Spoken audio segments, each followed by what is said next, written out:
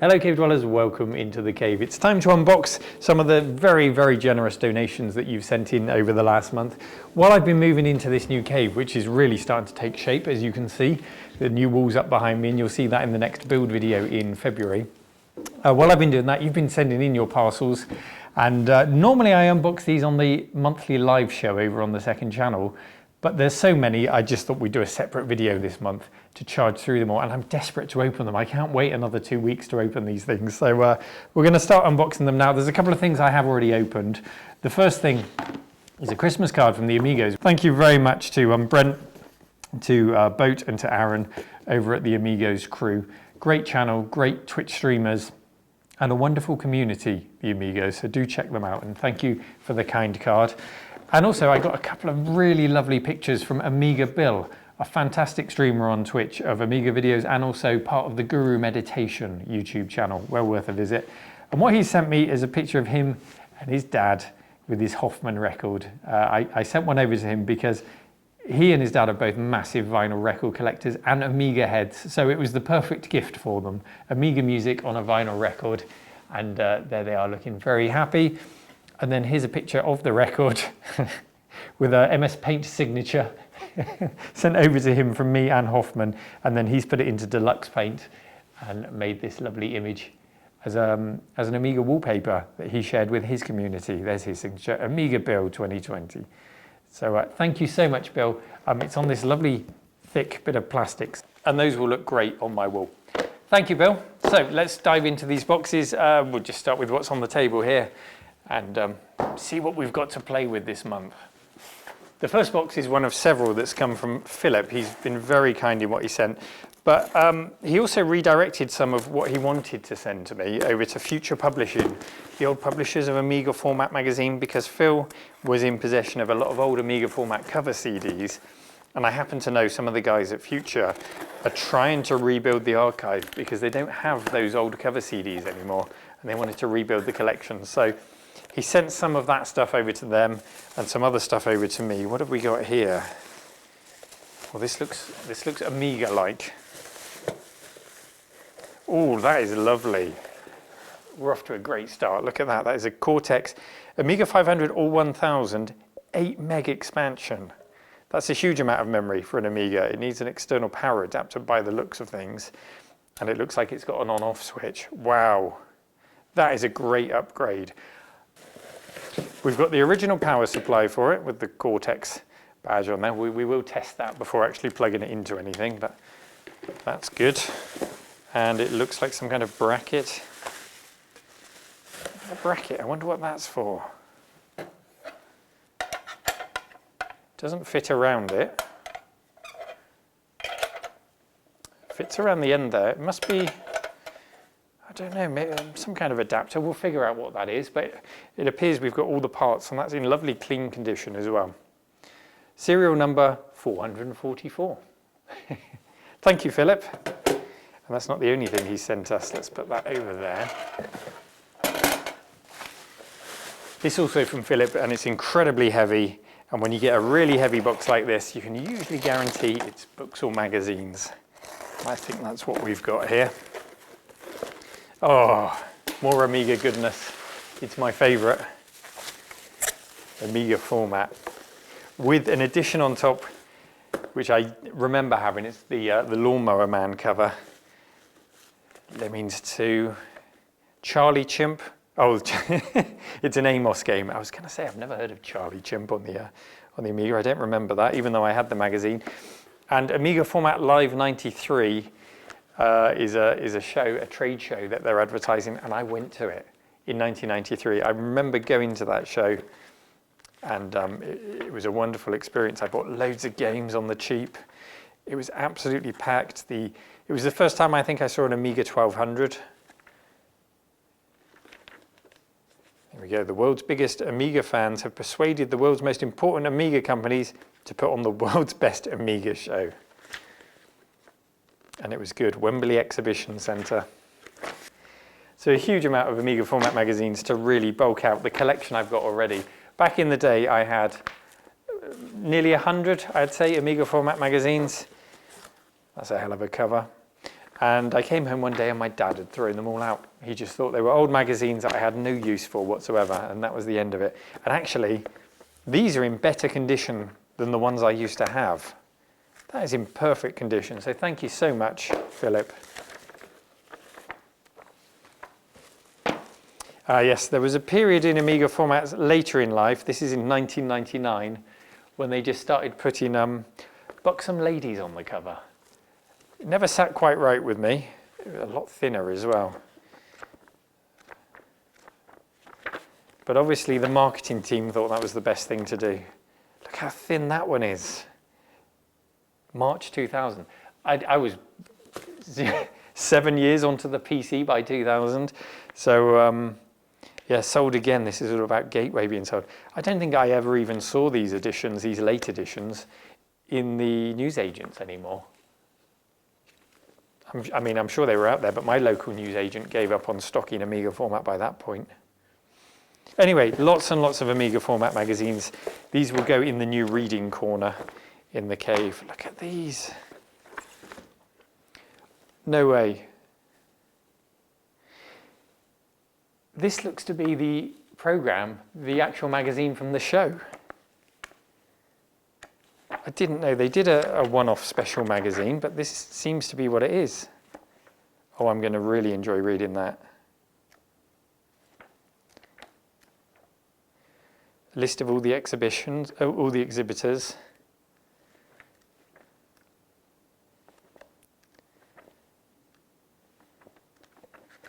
That is really special. Revealed. The men behind Amiga's revival. Well, that didn't go to plan, did it? That was in September 1998. This has actually got the US price on. $15.50 in America if you were buying an Amiga format at this point. That is a lot of money for a magazine. There we go, big old box of Amiga magazines. Thank you, Philip. Those are fantastic.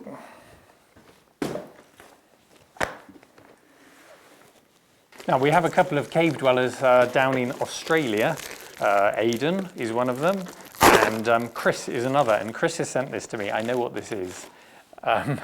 Do not open until Christmas 2021. Come on, Chris. Just the card, not the present. Okay, right. Well, we've got to remember to open that next year. We've got a card with this. I like the naughty or nice wrapping paper. Merry Christmas, it says. To Neil, Merry Christmas, enjoy the game. Thanks for your hard work and building such a wonderful community. Happy Christmas, Chris. You are most welcome, Chris. And thank you very much for sending this over here. I know what's in here and I'm really excited because this is a game that I bought from a company called Special Reserve back in the day. Many of you will remember that in your Amiga formats. I went to the post office with my pocket money.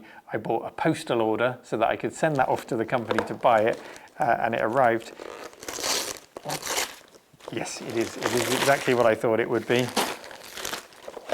It's a copy of Power Drift. Now, of course, mine didn't say distributed by Aussie Soft, as this one does down there, but everything else was exactly the same. And it was a pretty good game. Not a lot of people are really massive Power Drift fans. It's not gone down in the annals of gaming history as a great driving game, but I really enjoyed it. I thought it was a great port on the Amiga. I completed it, and I remember when you completed it, you got to you got to drive the Afterburner plane because it's a Sega game, or the Enduro Racer bike. You could race those around the tracks, which was good fun. We've got 2 discs here. The Player's Guide. Oh, Ghostbusters 2. See the film at a cinema near you from December 1st. Memories flooding back, just flicking through this. And the software guarantee. I will put all that carefully back in the box, but thank you so much, Chris. We'll find out soon when I get my Amigas set up if the floppy disks work. I really hope they do. If not, well, it's always nice to have all of that. And we'll fire it up from the GoTech and play it, but that's going to look great on the shelf. Thank you so much, Chris. Now these are from Philip as well. I know who sent these. And these are the remaining Amiga format CDs that didn't go to future publishing. So it's really nice to be able to pair these up with the magazines. Oh, that's not an Amiga format. That's a CDTV game. Super Games Pack, including Bite Man, Deathbot, and Jailbreak. Those well-known games. Oh, and the encyclopedia. I remember that on the CDTV. I had that. And then we've got all of the Amiga format CDs. Thank you, Philip. I'll enjoy going through those. I have a CDTV, and it's going to be one of the trash to treasures coming up because it's not working. So as soon as we can get that working, we can have a go on some of these CDs and see what we can discover. Things were certainly getting desperate for the Amiga by issue 134, March 2000. You've got software to emulate a PC on your Amiga and run Mac software on your Amiga. I think they were running out of Amiga software and we were turning to other platforms. Here's an interesting historic one, Disc 35. Audio files. Here just what was said at the Cologne Show press conference when the new OS was announced. So there could be a nice little bit of history on that CD.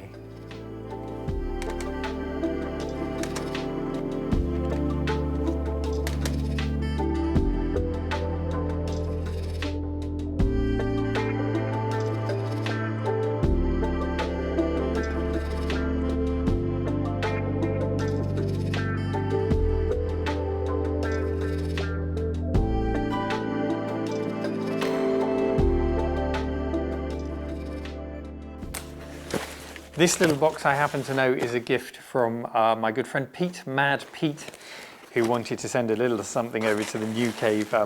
I sent something over to him to help him complete his Turrican collection because he's a big fan of Turrican. And, well, he's such a nice guy, he wanted to send something back. There we go, RMC. Thank you so much, Pete. Hopefully you'll look out and spot them in future videos on the set behind me. But they're really nicely cut, actually, really nicely made, and they smell really good. I don't know, they must have polished them with something. You'll have to come and visit, Pete, just so you can, you can give them a sniff. There we go. Right, next box, what have we got? This is from Andrew Payne, who I noticed has an address in Swindon, in the same town as me. So Andrew, another one that's going to have to come across as soon as this pandemic is over and we have an opening party for the new cave. You're going to have to get yourself across here. Little note in here. Hi Neil, as promised, please find enclosed the Amiga. Oh, it's a real Amiga episode this month. The Amiga games and bits we talked about over DMs on Twitter. I hope you have a great Christmas and wish you all the best for 2021. The new cave is superb, thank you. And I'm sure it will help the channel continue to grow. Please don't stop doing what you're doing. It's wonderful nostalgia and makes great viewing. That's really kind. Thank you very much, Andrew. And let's see what we've got in here. Leftover Christmas paper. There's nothing in there, is there? No, that is just packing. I'm always so worried about throwing bits out. Aha! Video games. So, Amiga games, we've got Football Director 2, one for the sports fans. Look at that lovely tash. We've got Star Ray. I can't say I've ever heard of Star Ray. 88% though it got apparently in CNVG magazine. Looks like a side-scrolling shooter. PC conversion was by Chris Sawyer. That would be Chris Sawyer of Transport Tycoon fame. Because I know he did a lot of ports before he got his Transport Tycoon and his other Tycoon games up and running. Oh, this is another strange one. Starblaze. Really don't remember seeing this box. This game I do remember, Star Goose. A great shoot 'em up. This is the first truly original vertical scroller in years. Features, get this, big mothership intro, full beef scroll. Full beef scroll. That's not a scrolling technique I've ever heard of before. Full dash beef. And then in brackets it says the whole screen at variable speed. It's all about the full beef scroll on Star Goose. Oh, look at that, a Mega Mouse Mark II for the Amiga or Atari. £11.95 when it was new, apparently. Looks to be used. Oh no, that looks clean. That is not used. Look how clean that is. It's almost a shame to plug it in and let people put dirty hands on it. And it's got a little Amiga or Atari switch on the side.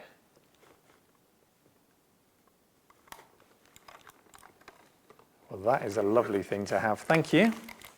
Do we plug it into an Amiga or do we plug it into an Atari? That's the hard decision. An A520 TV modulator, something every Amiga 500 owner would have had to allow you to plug it into the TV, but that is brand new and unopened. I mean, I've got these things coming out of my ears because they're in every Amiga box, but hey, it's a brand new one. So that's a nice thing to have. Something that's not so nice to have, and this is not a complaint, Andrew, but I'm sure plenty will agree with me, is Days of Thunder on the Amiga. One of the worst video games ever made, one of the worst racing games. It's a real stretch to call it a racing game, such as the frame rate on this thing. But that would have been a pack-in. Well, you could buy it separately, but it was a pack-in, I'm sure, with one of the Amiga packs. So it's worth keeping for completeness if I ever need to complete a boxed Amiga and its pack-in titles. This is another one, Flight Path 737, which was one of the first games I reviewed on the channel because I used to have it on my Amstrad CPC. A real stretch to call it a flight simulator, but it kept me entertained at the time. And then a really nice boxed copy of Star Wars for the Amiga. That's really nice. That's the port of the Atari arcade, which was the vector graphic one, where you had the yoke in the arcade. You went down into the Death Star and the digitized voices. Always a great game to see in the arcades. And nice to have a copy on the Amiga. I think that's everything. Oh, there's a little wire for the TV modulator. And that's everything there. Thank you, Andrew. That's some really interesting games to add to the collection that I definitely don't have already, and in great condition. Okay, let's make some space for the next thing. I've just realized the mic was a little bit hot in the first half of this video, so I've just gone to adjust it, and hopefully it sounds a little bit better for you now. Right, we've got some big boxes to open now, so let's move some of this off the table. Another parcel now from the incredibly generous Philip, who sent us 2 parcels that we've opened already, and I know what's in this one. He told me what was coming. I'm so excited to see it because it's something that I owned in 1993. It was already well out of date by the time I bought it, but well, let me just show you what's inside. We've also got a few other bits on top. First of all, we've actually got the manual for that Cortex memory expansion, so I wonder if it tells us what the bracket's for. Oh, that's a badge for what's underneath. Let's see if it tells us what that bracket's for. Yeah, it says, note, the metal foot is for the A1000 only. So I wonder, well, does it give us a diagram? No, there's no further information on what the metal foot's for, so we'll cross that bridge when we come to it with an A1000, but it's good that we've got it. Now, this is the manual for what I was expecting to find here. So, if you didn't see the manual that I just took out there that tells you what's in this box, here are some clues. We've got a caddy. And here is the thing that I've been waiting years to be reunited with. For no good reason other than pure nostalgia. An Amiga A570 CD drive. The badge has come off, the glue's just got old, but we've still got the badge, so we can stick that back on. The memories I have of this. So when I bought this, it was in the bargain bucket. It had been written off as a complete failure, as had the CD TV. But what this did was you slotted it into the side of your Amiga 500 and it effectively turned it into a CD TV. It's got the CD TV ROMs in there. So when you turn your Amiga on, you get the CD TV splash screen and it acts exactly as a CD TV would. And I picked this up, I think it was about £90 when I bought it. It must have been about 300, 350 pounds. I'm guessing here, I need to look this up, when it was new, but it was sub £100 when I got it. And it allowed me to play music CDs through my Amiga, which was hooked up to a nice amplifier. So that was kind of cool. It allowed me to play CD TV titles, of which there weren't many, but crucially, the thing I really loved was the archives of public domain software that you could buy on CD. the 17-bit software, public domain disk especially. And what you did was you put your CD in the caddy, loaded it up, and then it gave you access to the entire public domain library. But then you didn't load it, you didn't run those programs off of the CD. You had to put floppy disks in. This is just the collection that I had. This doesn't apply to all of the CDs that went in this, the 17-bit software collection. So you would choose your bit of software from the CD and it would decompress it and write it to a floppy disk, and then you'd have to boot from a floppy disk. And I spent months and months and months exploring the software library on CDs like that, and it was my introduction to CDs on a computer. It was the first CD drive I ever had on a computer. And of course, when I jumped ship to the PC, we were well into the multimedia PC era, and I got a dual speed CD drive on my PC. This is a single speed drive, I believe, on the A570. So it'll be interesting to see if this still works. There is a blanking plate on the back and I can't remember what that's for. Here we go. An expansion slot on the rear of the CD-ROM drive allows you to tie your system to other systems or add peripherals. Each of these optional devices comes in the form of a cartridge that can be plugged into the CD-ROM drive's rear expansion slot. So for example, an extremely compact 40 and 80 megabyte hard drive unit to give your system high-speed read-write. I don't ever remember seeing those come out, and I'd love to find one if they ever did. Because if you could put this onto an A500 and then slot in a little hard drive cartridge in the back, then that would be a wonderful upgrade. Certainly an episode in it. Thank you so much, Philip, for sending this. I'm going to be reliving a lot of old memories through it. Very soon, I hope. Good to see you again, old friend. Now, this is an intriguing box. I have no idea where this is from or who it's from. But they've got a lot of blue tape, whoever they are.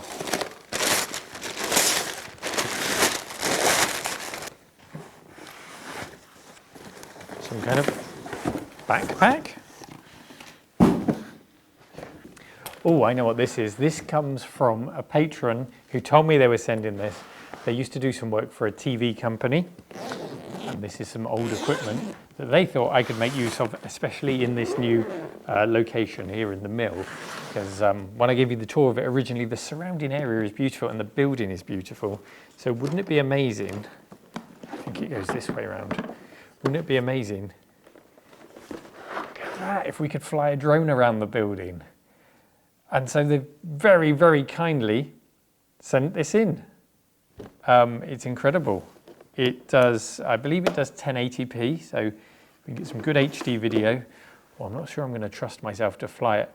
I'll have to use the smartphone app to tell it to go to GPS locations rather than manually flying it. See if we can get the model for you. There's a little camera there on the gimbal. It's a Phantom Standard, it says. Does that mean anything to you? We've got battery packs, we've got, looks like spare blades. We've got all sorts going on. It seems to be in decent condition. So there you go. I know you don't come to my channel to look at modern tech and drones, but how cool is that going to be? The challenge is, can we fly in one window of the cave all the way through and out the other? Maybe not on our first attempt. And another box. I can see that this one comes from Ireland, and I know who lives in the Republic of Ireland. Friend of the channel, Banjo Guy Ollie, a wonderful musician who contacted me. Yes, it is, there's his logo. And he said to me, Neil, I've got all this kit in my loft, I've got no use for it, do you want it? And I said, yes, this is perfect for the exhibition space here in the new cave. He says, all right, dude, enjoy these for the museum. We're not allowed to call it a museum, it's an exhibition space. From Ollie. And what this is a selection of new, I think they're all unused, new old stock speakers, loads of them. And we can use these for the exhibition space to have really authentic setups, on the PCs at least, because these are really, multimedia PC speakers, advanced. I mean, some of them are so cheaply made, but they're period authentic. And that's what we like. We want the authentic experience. There's also something extra thrown in here. An open box of floppy disks. Always useful. 10 pack of 1.44 meg disks. And what's this? Ooh, this is one of those toys that I always wanted and never got. An 80 capacity super disk drive. So these are floppy disks that can hold 120 megs. Includes an antivirus. So I had a zip drive. I had a 100 meg zip drive, but these were the competition, the alternative at the time. And I've never actually used one, a super disk. So that'll be something fun to try out. LS120, that's right, that's what they were called. LS120 discs. So I wasn't expecting that, but thank you, Ollie. I was expecting just the speakers, so the extras are wonderful. How 90s is that? 50 watt Typhoon sound system. If you didn't see this one, you probably saw a million different versions of it rebranded that were exactly the same speaker from exactly the same factory. There's no year on this one, but to age it, it says, this powerful speaker system is the perfect combination for use with multimedia PC, Commodore Amiga, and Walkman. So this was released still within a period when the Amiga was current, or current-ish, because it says these were made in Germany. And we know how much Germany loved the Amiga and clung on to the Amigas longer than most of us. So it could have been late 90s. Thanks so much, Ollie. And Ollie is a wonderful musician who covers video game music in his own unique style. There'll be a link in this video description to his channel, so do go and check him out for some top entertainment. And I hope one day we can get him in the cave here and he can do a gig, he can do a live session for us all. This next box comes all the way from the United States with this sticker on the side, EMS, United States Postal Service. It almost seems like it's fallen off the back of an ambulance or something. Emergency medical supplies. Anyway, this is my Secret Santa. On RMC, we do a Secret Santa every year, and I can see who I was paired up with because I can see the return name on the box. Where have I put my knife? Found it. So I have no idea what's in here though. This comes from Grant. Thank you so much, Grant. Well, I say thank you. I don't know what it is yet. I should probably thank you when I see what it is. That's a heavy one. From the weight, I'm guessing he's already broken the rule of keeping the costs down and postage only. I mean, it must have been expensive to send this stuff over to the UK. I think that might have got bent a little bit, but I think it'll be okay. So, hashtag Secret Santa. I know it's you, Grant. Merry Christmas. Merry RMC Christmas. Thank you, Neil, for all the retro goodness. Secret Santa. P.S. There's one more thing to come. Oh, so there's another gift to come which hasn't arrived yet, but hey, that could be in our next unboxing. So, RMC, may this gift be refreshing. What we've got here. Oh, how cool is that? Oh, and it's Dr. Pepper as well. Dr. Pepper is my favourite fizzy drink. So there's this lovely retro Dr. Pepper sign, which has got a little bit bent in the post, but do you know what? It adds to the charm. Don't worry about it. I reckon that will go well on this wall. Look at that. Is that in shot? That's cool. At the other end of the cave, I've clad another bit of wall in this stuff with a view to when we have open days, that'll be the bar area for snacks and drinks. So this could feasibly go on the same bit of wood down at that end. And it's already got the screw holes. So that is exactly where it's going. That is perfect. Thank you so much, Grant. What have we got here?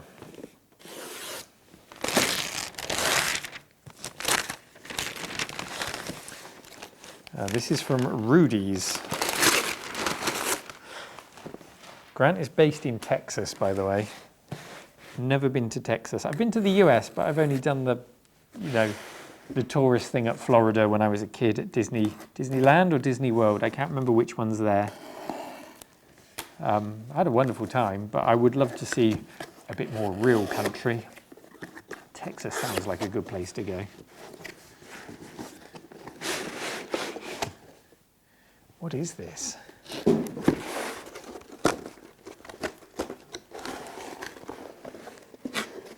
Oh, wow. Rudy's barbecue sauce. That is a big bottle of sauce. Oh, that smells so good.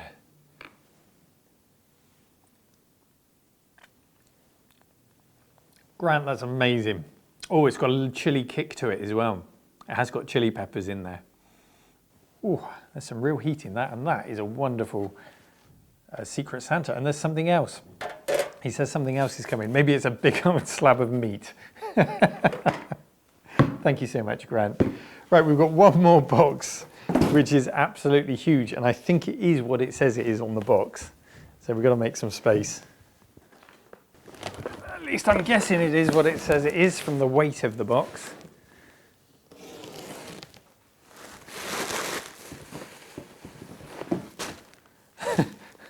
Well, we've got a piece of Lego, a Lego base, as part of the packing. Oof. Look at that, that is a wonderful monitor. Look at how flat the screen is. It's the kind of monitor I could only have dreamed of being able to afford back in the day. Mine were always super cheap, you know, quite a curved front. I'd spent all my money on a graphics card and I had nothing left for a monitor. But that is amazing. This is a Vision Master Pro 410. Just looking at the box, it's 17-inch, a Diamondtron CRT. It can go up to 1600 by 1200 with a refresh rate of 89 Hertz at 1280 by 1024. Windows 95 plug and play. That really is a premium monitor, isn't it? And oh, it's got BNC connectors from your PC, but it's also got 1, 2, 3, 4. It's got 5 BNC connectors for RGB, horizontal and vertical sync. So that could be really useful. And there's no doubt that this is going to be, oh, that barbecue sauce. It keeps on giving. That is just wonderful. That will definitely get some use in the exhibition area. I think I'd like to pair this up with one of the Apple Mac clones. I think it would look really nice on that. Or maybe a PC with a 3DFX card or something like that for some good old 90s gaming. But it's a lovely, lovely monitor. Now there's one more box in my office which I've been keeping safe, which I have to go and get, which somebody sent me, and it's going to blow your socks off that somebody's been so generous as to not only send in everything that you've already seen today, because there have been some really wonderful donations, but check this out. Let me go and get it. So this box has a name on it which will be familiar to anyone who's into their retro. It's from the Apollo team who make the Vampire Accelerator for the Amigas.